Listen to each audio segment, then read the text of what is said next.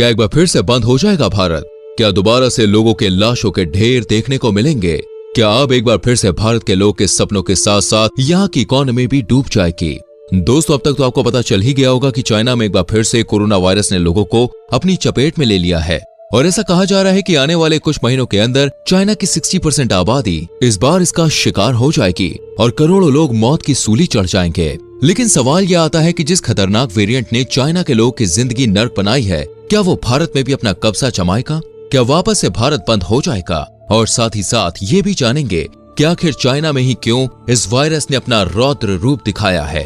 दोस्तों, अगर आज से 3 साल पहले देखा जाए तो साल 2019 का अंत हो रहा था। लोग बाहें फैलाकर 2020 का स्वागत करने के लिए खड़े थे, लेकिन फिर चाइना के लोगों ने नए साल के तोहफे में एक ऐसी महामारी दी जिसने कई सारे लोगों की जिंदगी उजाड़ के रख दी। शुरू में चाइना ने इस महामारी के बारे में दुनिया से छुपाया, जिसका नतीजा ये था कि लोग बेफिक्र होकर घूम रहे थे और भारत के लोग तो कुछ ज्यादा ही पार्टी वार्टी कर रहे थे, त्योहार भी मना रहे थे। और उसी का नतीजा है कि भारत में जब इस वायरस की दूसरी लहर आई तो चारों तरफ हाहाकार मच गया। शमशान घाट में लाश जलाने के लिए जगह तक नहीं बची। उस खौफनाक मंजर को याद करके आपके भी रोंगटे खड़े हो जाते होंगे। हाथों में सैनिटाइजर और मुंह में मास्क लगाकर घरों में बंद हो जाने का समय क्या दोबारा से भारत में आएगा? और अगर आएगा तो कब आएगा? इन सारी चीजों के बारे में दोस्तों हम आपको बताएंगे, पर उससे पहले हम ये बात करेंगे कि आखिर चाइना को ये सब कुछ क्यों झेलना पड़ रहा है? क्यों जिस वायरस की शुरुआत चाइना से हुई थी, आज उसी वायरस ने दोबारा से चाइना में तबाही मचा के रख दी है। दोस्तों, आपने अक्सर सुना होगा कि चाइना के माल पर भरोसा नहीं करना चाहिए, कब धोखा दे जाए कुछ भी कहा नहीं जा सकता है। अब तक तो ये बात केवल कहावत थी, लेकिन दोस्तों आज चाइना ने खुद अपनी इस कहावत को सच कर दिया है। चाइना में जो ये नया वेरिएंट आया है, ये अभी से नहीं दोस्तों, बल्कि पिछले 3 महीने से भी ज्यादा वक्त से चाइना की कुंडली में शनि बनकर मंडरा रहा है, जिसकी सबसे बड़ी वजह है वहां की वैक्सीन, जो इतनी हल्की थी कि लोगों पर ढंग से असर ही नहीं कर पाए। इसलिए दोस्तों जब वायरस ने अपना रूप बदला, यानी कि नए वेरिएंट में आया, तो लोग उससे तेजी से संक्रमित हो गए। और आज ये नतीजा है कि बड़े बड़े एक्सपर्ट्स खुद ये कह रहे हैं कि चाइना की आधी से ज्यादा आबादी इस वायरस से संक्रमित होगी, यानी कि लगभग 70 करोड़ से ज्यादा लोग इस वायरस से संक्रमित होंगे। अगर यही चाइना दोस्तों अपने देश में मजबूत वैक्सीन लगवाता तो आज ये हालात देखने को नहीं मिलते।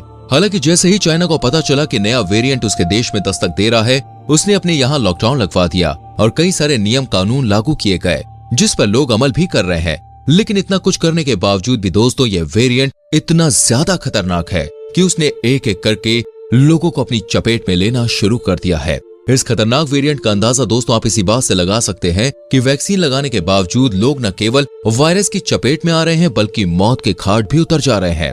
और सोने पर सुहागा तो अब हो रहा है, जहां चाइना अपनी गलती को छुपाने के लिए गलती पर गलती करता जा रहा है। एक तरफ चाइना के लोग बेमौत मारे जा रहे हैं, तो वहीं चाइना मरने वाले लोगों का आंकड़ा दुनिया से छुपा रहा है और दुनिया को धोखा दे रहा है। ऊपर से दोस्तों चाइना ने वायरस से मरने वाले लोगों की संख्या को कम करने के लिए एक नई स्कीम जारी कर दी है, जिसके तहत अगर वायरस से संक्रमित कोई भी इंसान सांस की कमी या ऑक्सीजन की कमी के कारण मरता है, तभी उसे वायरस से मरने वाला बोला जाएगा, वरना उसकी मौत का कारण कुछ और ही समझा जाएगा। यानी कि अगर इस वायरस से पीड़ित कोई भी इंसान कमजोरी के चलते हार्ट अटैक से मर जाता है या फिर उसको कोई दूसरी दिक्कत हो जाती है, तो उसे महामारी से मरने वाले लोगों की लिस्ट में शामिल नहीं किया जाएगा। ये सारी राजनीति चाइना सिर्फ और सिर्फ इसलिए कर रहा है ताकि दुनिया को पता न चल सके कि उसके देश में कितने लोग मर रहे हैं। चाइना की इन सभी गलतियों को देखते हुए दोस्तों वहाँ के लोग भी समझ गए हैं कि उनके साथ गलत हो रहा है, जिसके लिए वो बहुत ही ज्यादा गुस्से में है और सड़कों पर प्रदर्शन कर रहे हैं। हालांकि अगर चाइना अभी भी चाहे तो बहुत सी मौतों को रोक सकता है और देश के हालातों को काबू में कर सकता है,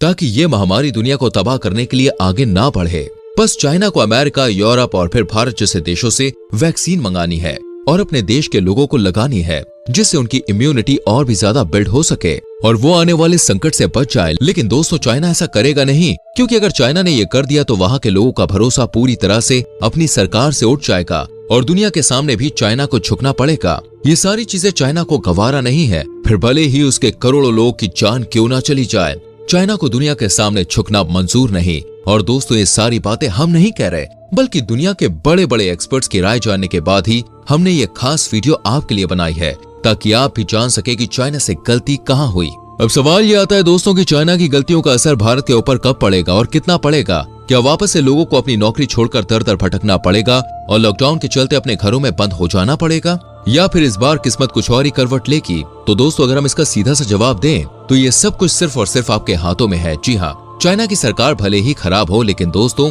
वहाँ के लोग समझदार हैं और अपनी भलाई के लिए नियम कानूनों का पालन करते हैं और पूरे कंट्रोल में रहते हैं।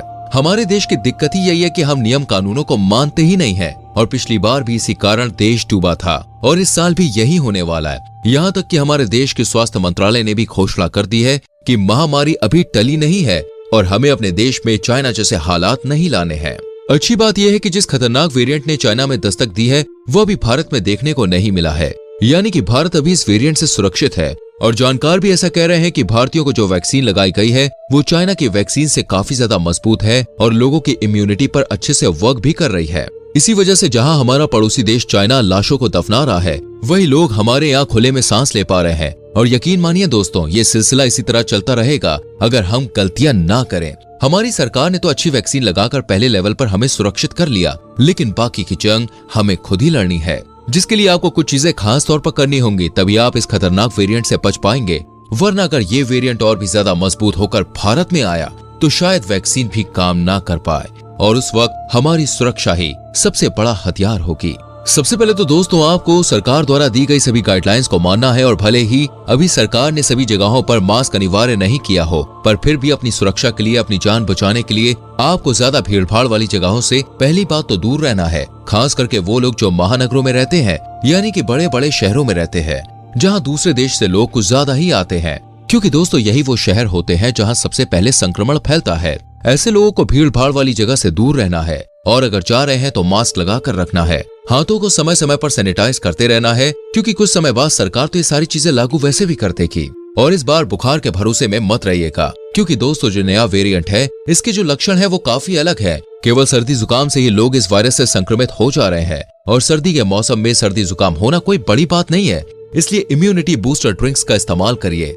हल्की सी भी तबीयत खराब होने पर डॉक्टर का दरवाजा जरूर खटखटाएं, क्योंकि अगर आपने अभी इस क्रिटिकल सिचुएशन में लापरवाही कर दी तो बहुत दिक्कत हो जाएगी। और ये जो नए साल में पार्टी करने और घूमने का प्लान बना रहे हैं वो भी जरा सोच समझ कर ही बनाइए, क्योंकि दोस्तों अगर जिंदा रहे तो आगे बहुत सारे नए साल देखने को मिलेंगे। लेकिन अगर अभी हमने अपने आप को संभाल लिया और बीमारी से बच गए तो न केवल आप और आपका परिवार सुरक्षित रहेगा, बल्कि देश की इकोनॉमी जो अभी थोड़ी बहुत ठीक हो रही है वो भी सुरक्षित रहेगी।